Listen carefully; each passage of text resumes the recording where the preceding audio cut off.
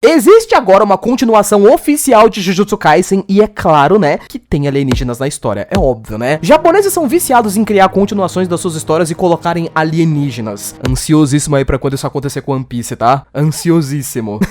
Com personagens bastante carismáticos e que muita gente gostou, uma arte diferente pro criador da história conseguir descansar, né, Gege Akutami, depois de ter feito 30 milhões de capítulos de Jujutsu Kaisen. Pode descansar, guerreiro, você merece. E uma história de tragédia que pra mim ficou mais bem feita e mais carismática até do que o Jujutsu Kaisen original. Pois é, esse é Jujutsu Kaisen Módulo, uma história que tem a premissa de ter alienígenas e ser uma continuação da história original. Ou seja, baseado na minha experiência com Boruto, eu fui ler o bagulho achando que ia ser uma bosta, preparado para sofrer um trauma ou odiar a história. E aí eu li e gostei. Tipo, gostei muito, da verdade, da história. Eu não achei que eu ia gostar, eu tô meio confuso até, na verdade. Mas enfim, oi, tudo bom? Eu sou o Link e eu tenho um canal de animes. E hoje a gente tá aqui pra poder falar sobre a continuação de Jujutsu, né? Jujutsu Kaisen Módulo. E sobre essa personagem que está aparecendo aqui na tela, a neta do Yuta. E pra mim, uma das personagens com uma das melhores tramas de tragédia que já apareceram em Jujutsu. Mas enfim, você sabe que esse vídeo tem spoiler, né? Você tem a noção de que esse vídeo tem spoiler pra você não reclamar depois dos comentários, né? Você sabe, né? Então, é isso. Pega alguma coisa pra comer e vamos nessa. Vem comigo.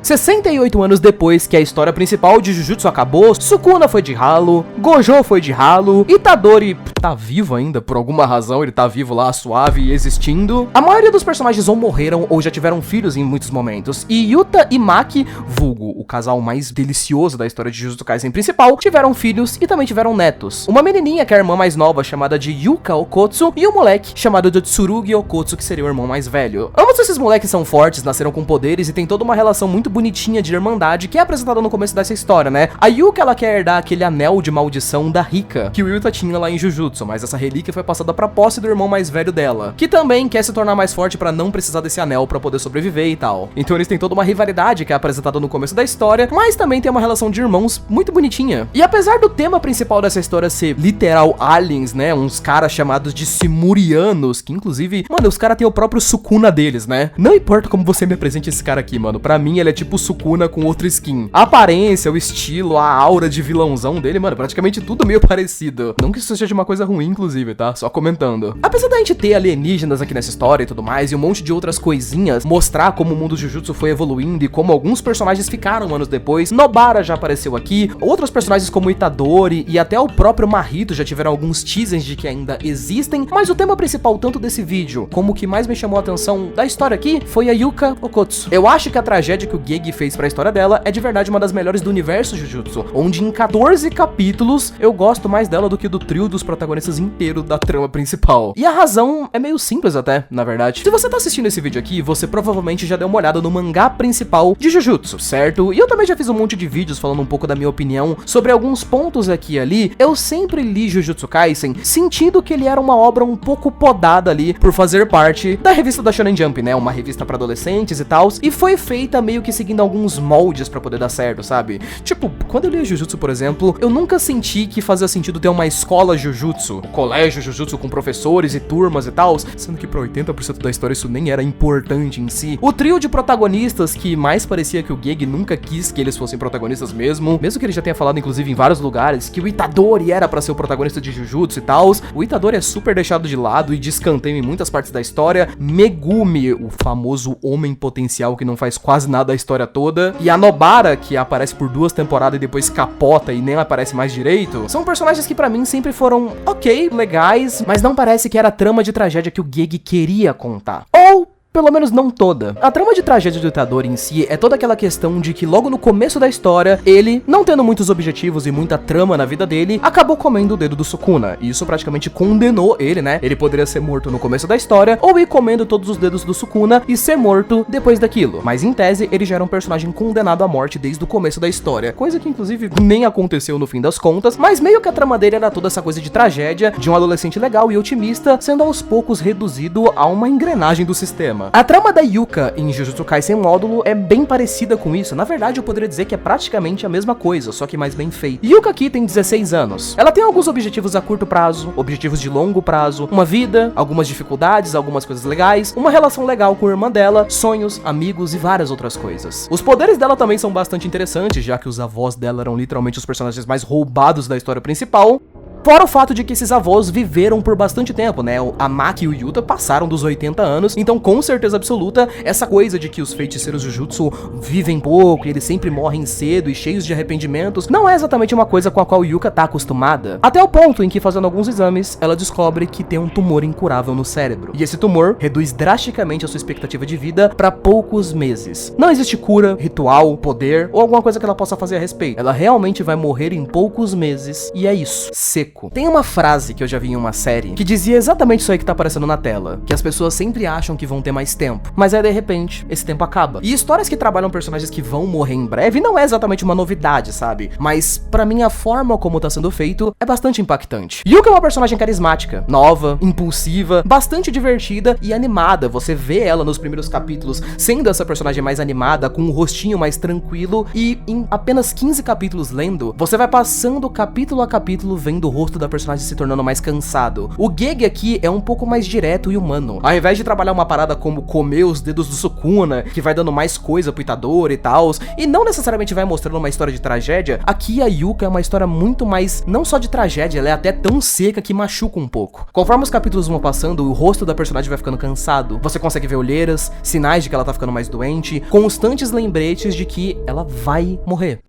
Mesmo em capítulos mais recentes, por exemplo, você vê ela não conseguindo mais se mover tão bem, então ela tá andando de cadeira de rodas. Ou então, o último capítulo da história, que mostra ali um pouco da visão em primeira pessoa dela, e você nota que já fazia um tempo que ela não tá mais enxergando direito, ela quase não tá enxergando mais, porque o tumor é na cabeça. O objetivo da personagem da Yuka em si, deixa de ser qualquer coisa que ela quisesse fazer a longo prazo, tipo conseguir o anel, né, que o Yuta usava ou alguma coisa parecida, e passa a se tornar ter uma morte significativa, pra que isso dê sentido à vida dela. E é o tipo de desejo mais humano e fácil de você se identificar possível. Tipo, esse é o momento do vídeo de você ter uma crise existencial, então prepara e vamos lá. Imagina você que tá assistindo esse vídeo aqui, se você descobrisse que você só tem tipo 2 anos de vida. O que você ia fazer? O que você ia pensar em seguida? Tipo, não tem como você sobreviver a isso. Você tem câncer terminal ou alguma parada bem nesse estilo e você vai morrer em 1 ano. Todas as pessoas que você conhece, que você conheceu, seus amigos, talvez sua namorada, seus irmãos, eles vão continuar vivendo a vida deles. Daqui a 5, 10, 15 anos, eles vão continuar vivendo. Tudo bem que eles vão ficar tristes por um tempo que você morreu e tudo mais, né? Mas eles não vão ficar todo dia se lembrando de você. Querendo ou não, em alguns anos, você vai ser esquecido. E a partir do momento em que não existe mais a esperança de você sobreviver, é uma resposta extremamente humana que você tente criar alguma coisa para tentar manter sua imagem viva pelo máximo de tempo possível. A personagem querer ter uma morte significativa para poder sentir que a vida dela teve um significado é basicamente isso. É tentar fazer com que, se ela fizer uma coisa muito pica antes dela desaparecer, as pessoas lembrem dela anos depois. Até porque, com 16 anos de idade, ela tinha uma expectativa de vida muito longa e achava que ia viver por muito mais tempo. Mas de repente isso é arrancado da personagem. E o ponto mais traumático de toda a história de Módulo pra mim é o fato de que não é só isso, mas ela é um feiticeiro. Isso é uma coisa que foi muito retratada dentro de Jujutsu. Eu já fiz muitos vídeos falando sobre como eu gostava desse lado da história do Gege. O mundo Jujutsu Kaisen era muito bruto com os feiticeiros. Feiticeiros são ferramentas antes deles serem pessoas. Ninguém nunca se importava com os sentimentos, por exemplo, do Satoru Gojo, o que ele queria fazer, as relações humanas e amizades dele. Não, ele era uma ferramenta primeiro, e depois ele era uma pessoa. A mesma coisa aqui vale pra história da Yuka. Boa parte da trama não tá se passando com ela só, tipo, superando que ela vai morrer e vivendo os últimos dias dela em paz. Não, o ponto é que tem uma invasão alienígena louca lá acontecendo,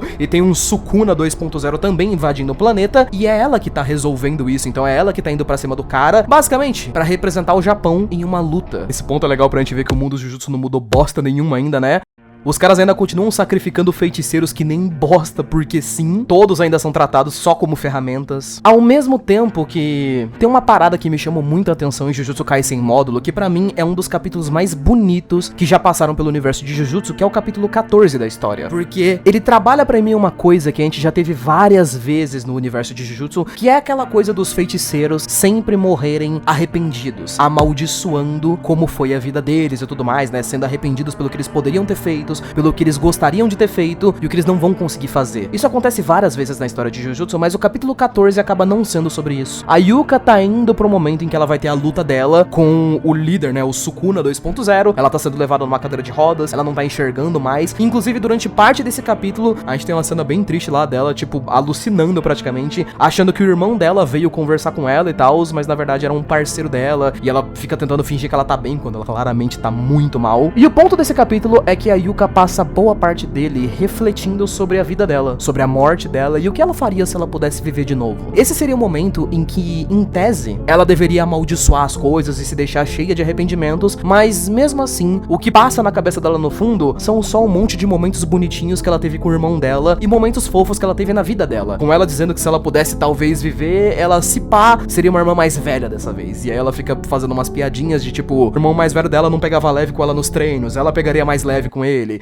O irmão mais velho dela roubava comida e ela não roubaria comida. Mas no fim das contas, mesmo que ela fale disso com um certo desdém, fica óbvio o carinho que ela tem por cada um desses momentos. E no fim das contas, no final do capítulo, você tem uma cena dela olhando diretamente pra tela, dizendo que se ela pudesse voltar, renascer e viver tudo de novo, ela ainda seria uma irmã mais nova. Em resumo, ela não mudaria nada na própria vida. Provavelmente é uma das primeiras vezes na história que a gente vê um feiticeiro Jujutsu diante da morte e ele não tá morrendo amaldiçoando a própria vida ou o próximo. Ele não tá vendo as coisas com arrependimento, mas ele tá vendo os momentos legais que ele teve, os momentos bons, mesmo diante de uma baita de uma tragédia. Nossa, que bagulho triste, meu Deus do céu. Existe uma espécie de regra sobre a narrativa que muitas pessoas falam quando elas estão fazendo vídeos, assim, revisando personagens e tal, que fala muito sobre como a ação de um personagem é o que define o caráter dele. Tipo, quando você tem um personagem específico e você coloca ele em uma situação que deixa ele tenso, coloca ele contra a parede, tipo, por exemplo, morrer em 1 ano porque está doente, as ações que esse personagem vai tomar depois disso, claramente vai ser ele tomando decisões por pura emoção. Logo, é isso que define se ele é uma boa pessoa ou não. Existem várias histórias que são feitas pra poder representar isso, sabe? Existe uma porrada de histórias por aí que sempre fazem essa trama de colocar um personagem que tá quase morrendo, e aí, nesse ponto onde o personagem descobre que ele vai morrer logo, talvez ele vire um vilão impiedoso, ou uma pessoa mais tranquila, ou uma pessoa que quer viver seus últimos dias em paz. Literalmente, se vocês nunca viram, Breaking Bad é uma história meio que sobre isso. É uma história sobre um cara, tá com câncer terminal e quer deixar dinheiro pra família dele. E aí, lentamente, conforme a história vai passando, ele vai se tornando uma pessoa cada vez pior e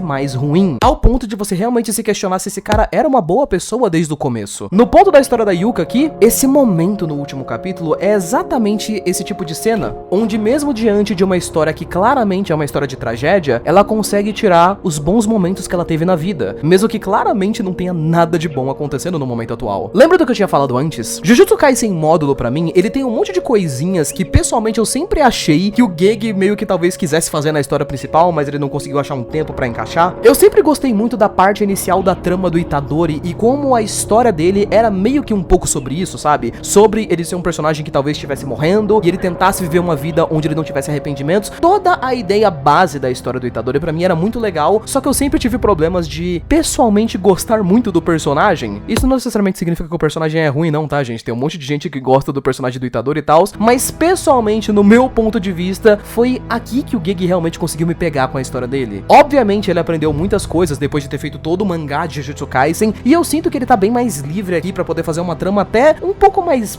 reta, direta, eu diria. E em 14 capítulos, com esses pequenos momentinhos, ele conseguiu fazer com que eu me conectasse bastante ao personagem da Yuka, e facilmente eu consigo enxergar ela como um monte de personagens de Jujutsu, só que todos juntos, sabe? Tipo, pra mim, ela é literalmente o Yuta, tipo, ela é idêntica ao Yuta, tanto em aparência como personalidade no fundo. A história e a tragédia dela é idêntica à história do Itadori, pelo menos em alguns pontos aqui e ali, e ela também tem os poderes do Megumi, né, com a diferença que ela vai usar melhor que ele. O último capítulo literalmente tem uma daquelas cenas de hype de Jujutsu, que ela invoca o Mahoraga e tal, né, só que logo depois que ela invoca, ela já entra pra dentro da sombra, e ela usou uma estratégia pique, inclusive, né, que ela se jogou de um avião, assim, o peso da queda fez com que ela já entrasse na sombra direto mais rápido, e impedindo que o bicho conseguisse atacar ela. Ai, ai, Megumi é um personagem muito ruim, bicho, tá maluco. Que maravilhoso ver um personagem com um cérebro usando os poderes dele agora. Enfim, eu realmente não me importo muito com a trama de aliens e toda essa coisa que tá rolando dentro de Jujutsu Kaisen módulo, mas eu fico feliz de ver o Gege escrever uma história de uma forma tão apaixonada assim, mesmo depois de, né, provavelmente ele ter tido uma história principal que não teve o final que ele esperava. Jujutsu Kaisen módulo é bastante legalzinho, bem interessante, e quem não leu até agora porque não se importa muito, se pá, você deveria dar uma chance porque você pode acabar gostando. Eu realmente não achei que eu ia gostar. Isso é tipo 200% verdade. Eu acabei gostando. Pois é. A história não vai ser tão longa assim, vai ser uma serialização de 6 meses, provavelmente. Então, né, quem sabe o que vai acontecer aí mais pra frente, né? Mas enfim, acho que é isso que eu tinha pra dizer. Então, valeu por ter assistido e até mais. Tchau.